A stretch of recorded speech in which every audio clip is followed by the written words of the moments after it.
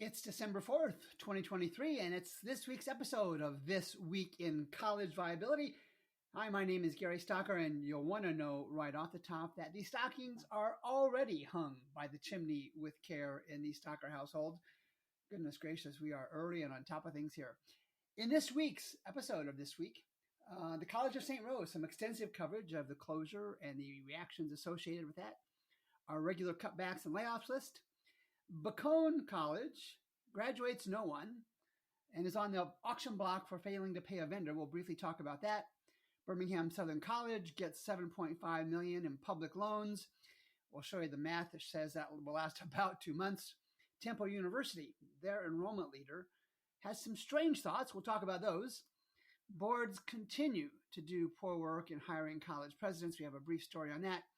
College completion rates stagnate. And our good friends at Webster University, their bonds go further into junk status. We'll briefly chat about that as well. The cutbacks and layoffs list is short today. I envision that being much longer in the weeks and months to come. Fontbonne here in St. Louis, formally decided and announced they're dropping 21 degree programs and eliminating 19 faculty positions. That was from Blake Bernhard and Steph Kekolian in the St. Louis Post-Dispatch. And the University of Nebraska in Lincoln, that's the big one. That's where the football players and the volleyball players are probably more famous now. University of Nebraska-Lincoln proposes to cut staff to remedy a $12 million deficit. And that's from Natalie Schwartz at Higher Education Dive.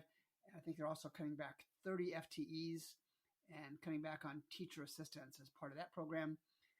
And let's talk about the College of St. Rose.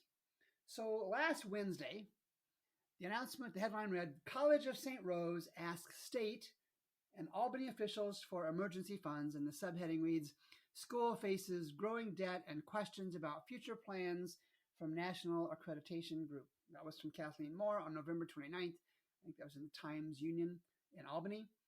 On Friday,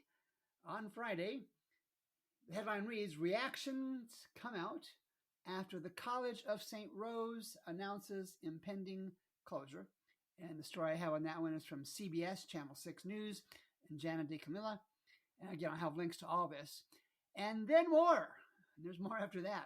The next headline reads, typically expected, the next headline reads, St. Rose students demand transparency and apology over abrupt college closure announcement. Let's talk about that. And this is from WRGB Channel 6, the CBS, and it was a staff article.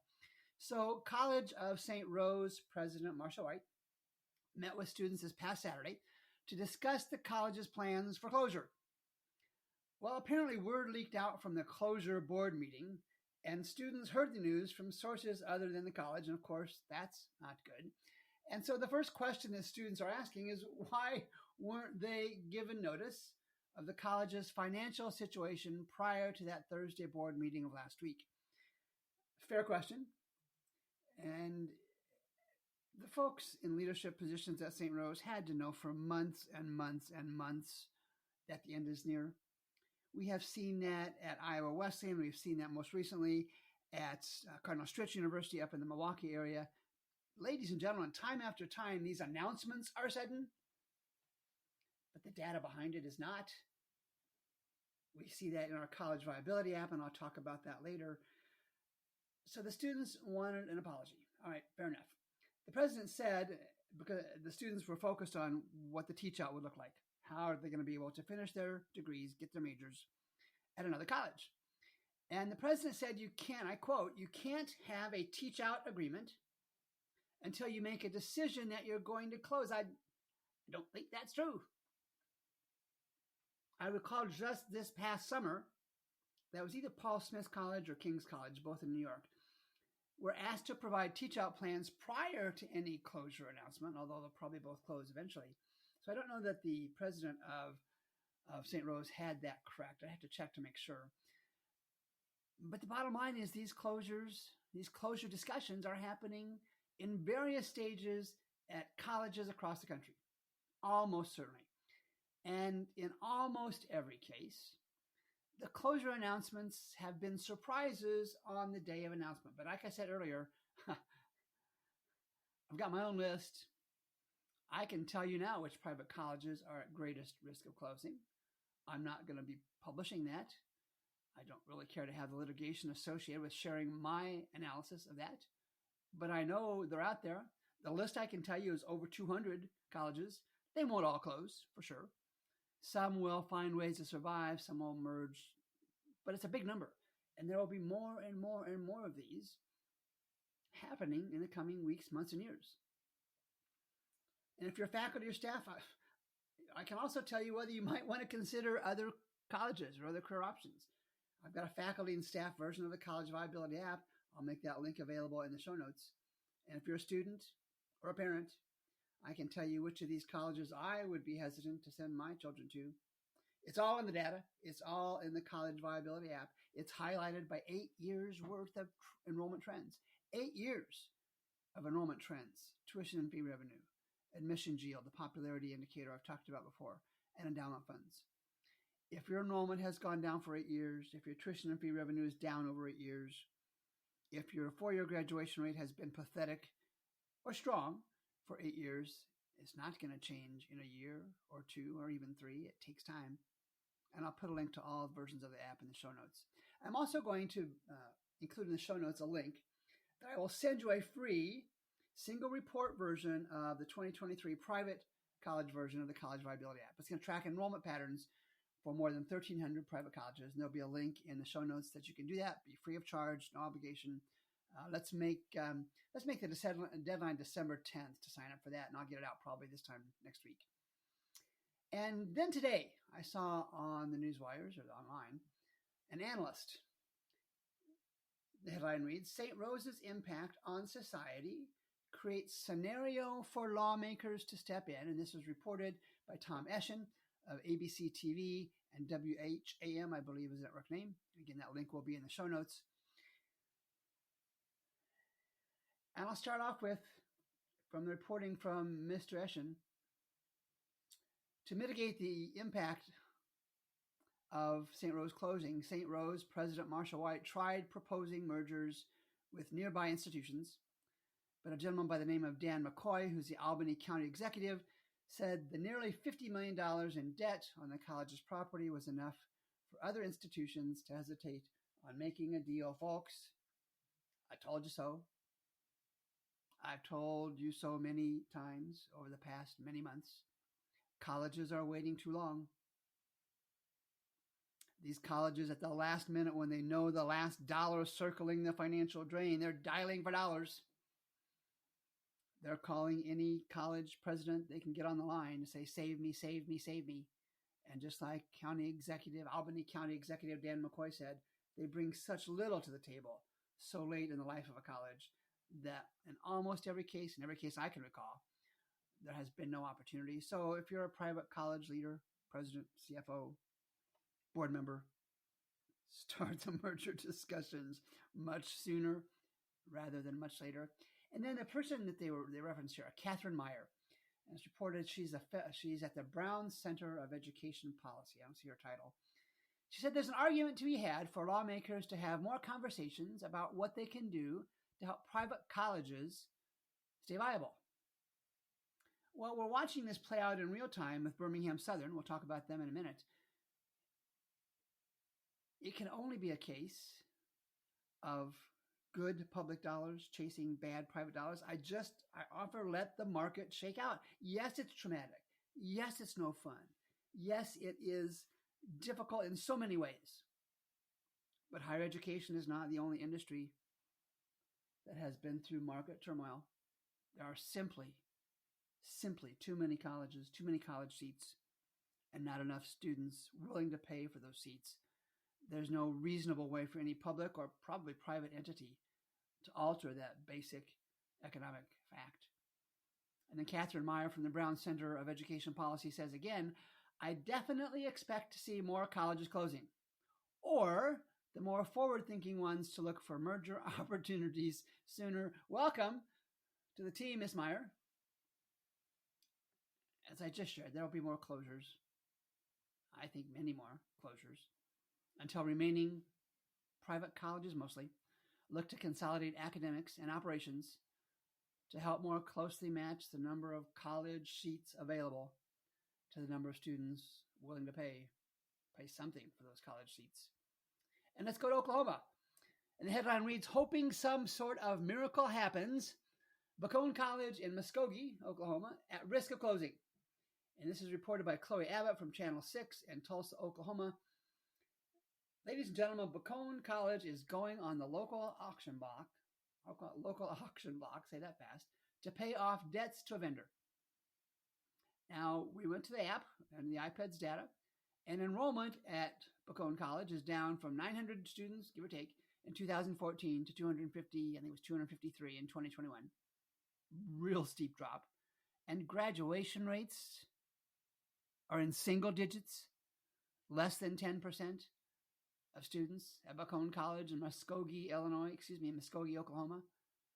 Less than 10% graduate in 4 years. So in the category of a Christmas wish list, the college is wishing for someone to step in, buy the college, and save it. And now I know Bacone is primarily a college for the local native Indian student population. And there are challenges and traumas associated with that. I understand that's a factor, that's a component. I guess all I would offer is that this auction takes place on December 14th if you want to own your own college. Be careful, this is a college that doesn't graduate its students and has no substantive assets besides the land it sits on and the associated buildings. And to Birmingham, because we're always entertained with Birmingham Southern College and its 8-year plus downward trend. And so the headline reads, the city of Birmingham agrees to loan Birmingham Southern College $5 million. And there was another, because of that loan, another $2.5 million coming from the United Methodist Church's North Alabama Conference Board of Pension and Health Benefits. Say that really fast. I did the math. Well, first of all, the last submitted audited financials for Birmingham Southern in Birmingham, Alabama, was in 2020. They should at least have had the 2022 ones out by now. There are 2 now going on 3 years behind. So I did the math. And if we added the loans from the city of Birmingham and from the United Methodist Church Organization, $7.5 million, I went to look at their audited financial statements from 2020 because that's all that was out there. And they had about $44 million in expenses in 2020. Divide that by 12 months, that's not quite $4 million a month. So the $7.5 million, ladies and gentlemen, will last the good folks at Birmingham Southern College for about 2 months. I know they have other revenue sources, but what happens, this is December now, let's say in end of January, into February, are we going to go through this again? And I've talked about Birmingham Southern College President Daniel Coleman before, and his quote in this story is, in referencing the support of the city of Birmingham, that it not only documents our current value to the city, all right, maybe, but also the value BSC will continue to bring, and listen to this next part, will continue to bring as we build out our master's programs in data science, computer science, cybersecurity, and information systems over the next 4 to 5 years. 4 to 5 years. They just got 2 months worth of loans. No word on how and if they have to pay those back. Mr. Coleman doesn't reference startup costs, marketing costs, labor costs. And he doesn't reference the fact, he may not even know the fact or recognize the fact that other colleges have master's programs in data science and computer science and cybersecurity and information systems. And they probably present a much stronger financial profile. What college student who's already got a bachelor's degree and looking at a master's degree, especially in these kind of disciplines, won't be smart enough to compare colleges and that college's financial health and viability when choosing a graduate degree program? And if there are more and more of those master's kind of programs in data stuff, computer stuff, the pressure on tuition pricing will be there. So if he's planning on X amount of tuition revenue, you got to discount that because he's going to have to get students to enroll. Folks, it's not going to happen. And at some point, public leaders, maybe, will realize that throwing good taxpayer dollars at failing colleges is a disservice, probably to the community and almost certainly to the market. Let the market adapt. I'll say it again. There are too many colleges and not enough students to fill the seats in those colleges, period. To Temple University we go, and Temple grapples with low enrollment numbers, budget cuts. And university officials, the subheading reads, are working to increase enrollment and offset the consequences of the student body shrinking by almost 10,000 students over 4 years. And this is from the student newspaper, the Temple News, and written by what I presume is student Sydney Rochnick on November 28th. And this is where we have some interesting comments from, I'm going to talk about a Mr. Jose Aviles. It might be Aviles, but I'm going to go with Jose Aviles, whose title is Vice Provost for Enrollment Management. And his first quote is profound, but the most immediate pressing focus, without question, he says, has been recruitment of new students. Thank you very much. I'm going to write that down and put that in a big font. Mr. Aviles, there are not enough students created to meet the enrollment requirements of Temple and every other financially struggling college in this country. Aviles also said access starts with really being present in communities that we're trying to recruit in as frequently as we possibly can to build those meaningful relationships and to share the information that families sorely need, especially first-generation families and low-income students. Sir, Mr. Aviles, maybe it's Dr. Aviles, I don't know. Sir, have you not already been doing that? Man, I hope so. And if you have, why wasn't it successful? And if you haven't already been doing that, shame on you. And then one more quote from Mr. Aviles. And again, I quote, and I've told audiences over the last couple of open houses, which suggests a really short time frame. I've told audiences over the last couple of open houses that really, if you are admitted to Temple, it's not that you could go, it's that you have to go. If you can go, you must go to Temple. Now, I'm going to take 2 weeks off and try and analyze that. Maybe he was misquoted. Maybe they typed it wrong. I have no idea what he's trying to say there. You must go to Temple. That's a whoa. I'm going to make that a geesh category yet. There's certainly some delusion there if it's an accurate quote.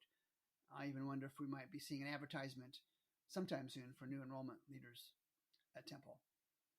And on to St. Cloud and St. Cloud president to exit amid tensions. Small story. Robin Wacker is the president there. She's had trauma. She's had trouble, enrollment challenges.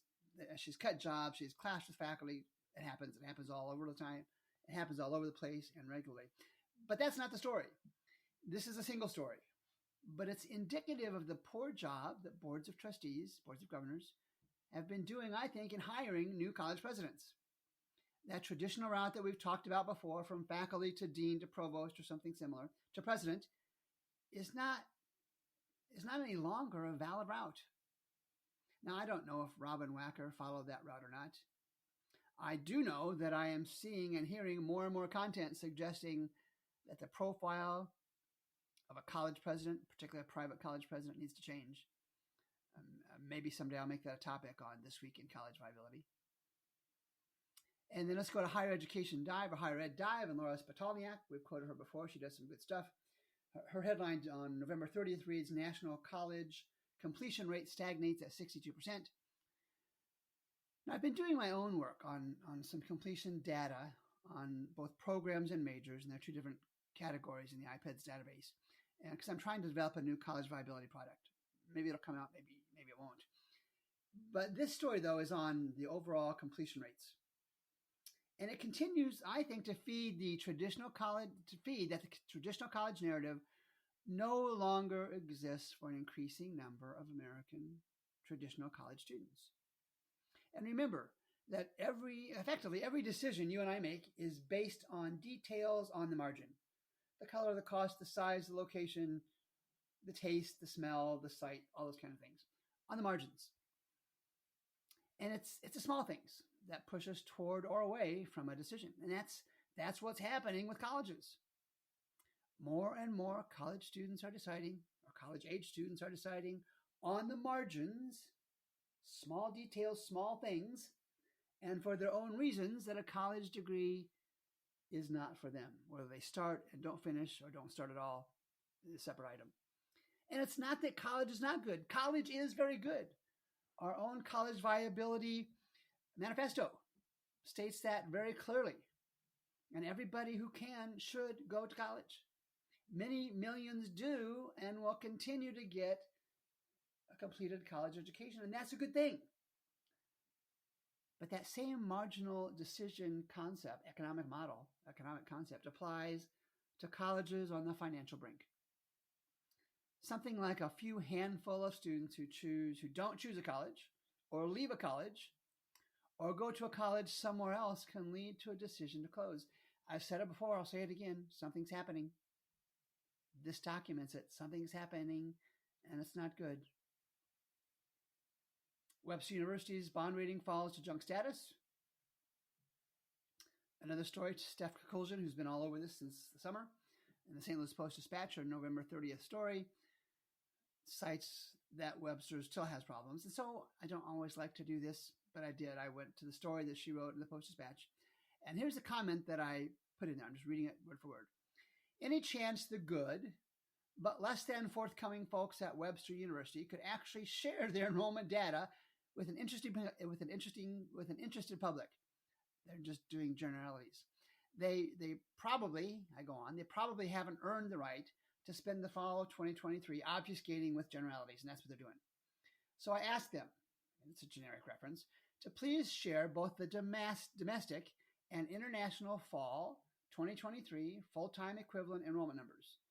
Then we can decide for ourselves whether they're doing better or not. They say they are, but they're not providing us any data to support that. And lacking such data, it's reasonable to speculate the numbers aren't what they say. And again, yet another example. Leadership by public relations. Just sad. I'm not going to go with a Geesh on that, but I'll go with a sad. Rick Seltzer at the Chronicle, again, follows up on this completion rate plateau. Just a couple items from his story. 62% who started college in 2017 have earned a degree, just 62 out of 100. And students aren't just taking longer to graduate, 6 years or more. They're leaving. And Seltzer's article reports that of the 2.4 million who began college in 2017, nearly one-third, 700,000, give or take 800,000, nearly one-third left without a credential.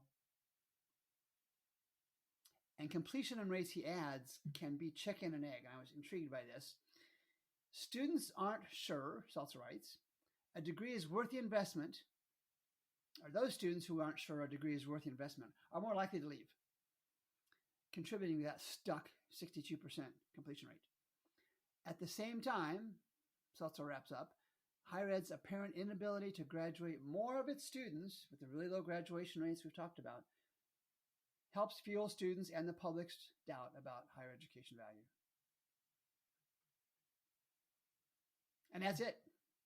The stockings are still hung by the chimney, I presume with care in the Stalker household. So another podcast episode of This Week in College Viability is in the proverbial can. And I'll conclude with this. I'm hearing from an increasing number of those involved in some form of higher education that what we are seeing is unprecedented. Many of those also share that the trauma of closings and cutbacks will continue into the foreseeable future. And my really small part in providing support and guidance is through vehicles like this podcast, but mostly through the different versions of my College Viability app. Take me up on the year-end offers. I'll have links in the show notes. More This Week in College Viability next week. This is Gary Stocker. Have a good one.